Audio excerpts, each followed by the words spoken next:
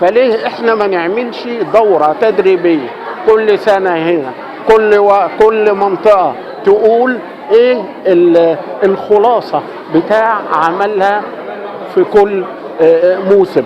يعني ناس تيجي من الأقصر تيجي هنا في طنطا، ناس تيجي من طنطا تروح الأقصر، ناس تيجي من أسوان تروح القاهرة، بتوع الجيزة يجوا هنا، وهكذا. التبادل المعلومات مع بعض، مش أنا أكون متخصص في منطقة وما أعرفش أي حاجة عن المناطق التانية.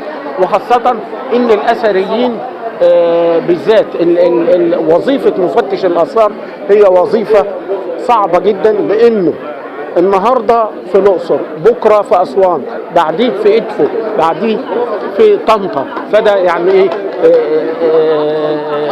دي دورة عشان بحيث ان هو بياخد خبرة سواء في بحري او في ابني. فلازم الاجيال الصغيرة اللي هي موجودة حاليا واللي عندها نوع من